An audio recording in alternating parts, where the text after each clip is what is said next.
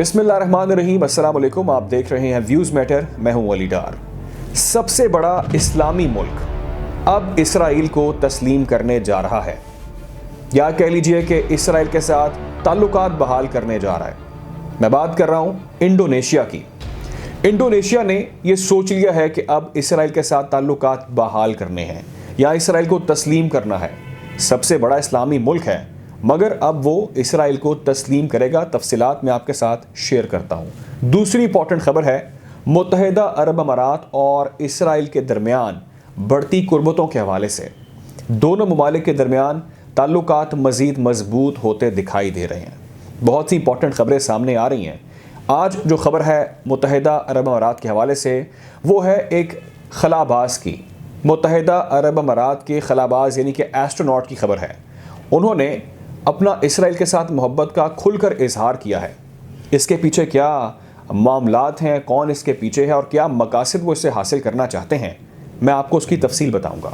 अगर आपने हमारे चैनल को सब्सक्राइब नहीं किया तो कर लें, ताकि ऐसी मज़ीद वीडियोस बर वक्त नोटिफिकेशन के ज़रिए आप तक पहुंच सकें।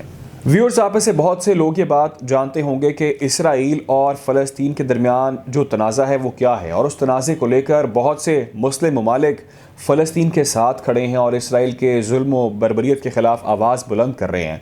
उसमें से एक मुल्क इंडोनेशिया भी है। इंडोनेशिया ने भी बहुत बार आवाज़ बुलंद की फ़लस्तीन के हक़ में और इसराइल की जुल्म व बर्बरियत के ख़िलाफ़ दुनिया भर को बावर कराया कि वहाँ पर इसराइल जुल्म कर रहा है। लेकिन हमने देखा गुज़िश्ता कुछ अरसे के अंदर बहुत सी इम्पॉर्टेंट मुलाकातें हुई अमेरिका में, न्यूयॉर्क में, यानी कि यूनाइटेड नेशन की जनरल असम्बली में मुलाकातें हुई इंडोनेशिया और इसराइल के ऑफिशल्स के दरमियान।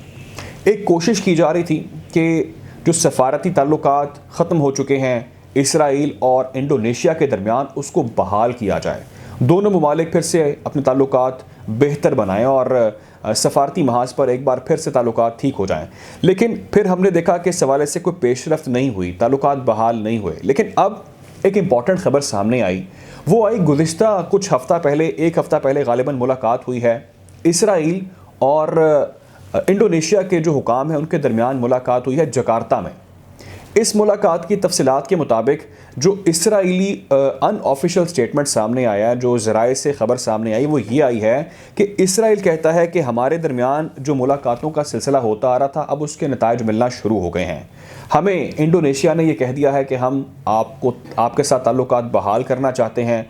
हम चाहते हैं कि आपके साथ हम दोबारा से ट्रेड वाले मामलात और दीगर सफ़ारती महाज पर ताल्लुकात बहाल कर लें। तो अब कहा जा रहा है कि बहुत जल्द ये ऑफिशियली अनाउंस कर दिया जाएगा कि इसराइल को इंडोनेशिया ने भी तस्लीम कर लिया और दोनों ममालिक ने सफ़ारती ताल्लुकात बहाल कर लिए हैं और बहुत से एग्रीमेंट हो गए हैं। और अब दोनों ममालिक एक पेज पर नज़र आएंगे। और जिस तरह से आपने दीगर मुस्लिम ममालिक के हवाले से ख़बरें सुनी कि यूएई और इसराइल के दरमियान ताल्लुकात बेहतर हो रहे हैं और मुलाकातें हो रही हैं, नफ्ताली बेनेट वहाँ जा रहे हैं, तो अब कुछ दिनों में या कुछ अरसे में आने वाले आप ये ख़बरें भी देखेंगे कि इसराइल और इंडोनेशिया जो सबसे बड़ा मुस्लिम मुल्क है, उनके ताल्लुकात बहाल हो गए। आपको मालूम होगा इंडोनेशिया की अहमियत के हवाले से, इंडोनेशिया फोर्थ लार्जेस्ट पॉपुलेशन दुनिया के हिसाब से, फोर्थ जो लार्जेस्ट पॉपुलेशन है वो इंडोनेशिया की है। फिर जो सबसे ज़्यादा दुनिया में मुसलमान हैं वो इंडोनेशिया में पाए जाते हैं। इंडोनेशिया में 17,000 आइलैंड हैं जहाँ पर बहुत से टूरिस्ट इंडोनेशिया का रुख करते हैं। और अब 14th लार्जेस्ट कंट्री, रकबे के हिसाब से 14th largest country Indonesia Israel को तस्लीम करने जा रहा है। दोस्तों, आपको मालूम है कि यूएई ने इसराइल के साथ खुलकर अपनी मोहब्बत का इजहार कर दिया और दोनों ममालिक के दरमियान कुर्बतें बढ़ रही। जो इंपॉर्टेंट खबर सामने आई वो है यूएई के एस्ट्रोनॉट की, यानी कि यूएई के खलाबाज की ये खबर है। यूएई का खलाबाज जाता है दुबई एक्सपो में और दुबई एक्सपो में रुख करता है इसराइल के पेविलियन का। वहाँ पर बहुत से ममालिक के पेविलियंस मौजूद हैं, तो वो जाता है इसराइल के पेविलियन और वहाँ जाकर वो एक तोहफ़ा पेश करता है। एस्ट्रोनॉट खलाबाज मुत्तहिदा अरब अमारात का दुबई एक्सपो में जाकर एक तोहफ़ा पेश करता है इसराइली कैंप में, इसराइली पेविलियन में। अब वहाँ पर इसराइल के डेलीगेट्स मौजूद हैं और वो उस तोहफ़े को देखकर बहुत खुश होते हैं। वो तोहफ़ा क्या है? ये एस्ट्रोनॉट कहते हैं कि मैं जब गया पहली बार 2019 में खला में, तो मैं अपने साथ एक इसराइल का झंडा लेकर गया। उनका ये कहना है कि मैं इसराइल से बहुत मोहब्बत करता हूँ और 2019 में मैंने पहली बार जो अपने पास सबसे इंपॉर्टेंट चीज़ रखी वो इसराइल का झंडा थी। उन्होंने वो झंडा एज अ गिफ्ट पेश किया इसराइल के डेलीगेशन को और कहा कि ये तोहफ़ा मेरी तरफ से आपके लिए है और आपके मुल्क के लोगों के लिए है। ये एक छोटी सी चीज़ है जो मैं आपको एक्सप्रेस करना चाह रहा हूँ कि मेरी कितनी मोहब्बत है आप लोगों के साथ।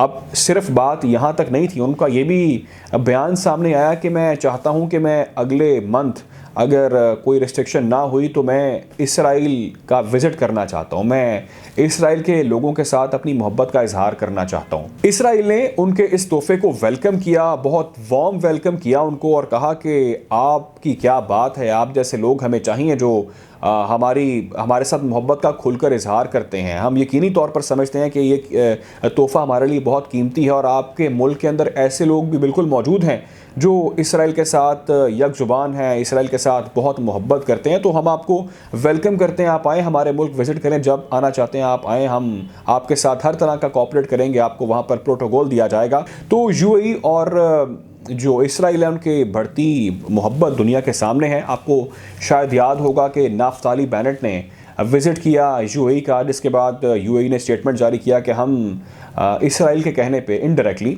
हम अमेरिका के साथ अपनी बड़ी से बड़ी डील भी कैंसिल करने के लिए तैयार हैं। फिर स्टेटमेंट सामने आया कि हमने डील भी कैंसिल कर दी है। आपको शायद ये भी याद होगा कि सऊदी अरब, एक और मुस्लिम मुल्क, उसने भी ये स्टेटमेंट जारी किया। मोहम्मद बिन सलमान ने कहा कि हम इसराइल के साथ अपने ताल्लुकात नॉर्मलाइज करने के लिए बिल्कुल तैयार हैं। तो ये कोई पहला मुल्क नहीं है, बहुत से इस्लामी मुल्क इसराइल के साथ ताल्लुकात बहाल करना चाहते हैं, इसराइल के साथ इसराइल को तस्लीम करने जा रहे हैं और कर चुके हैं बहुत से ममालिक।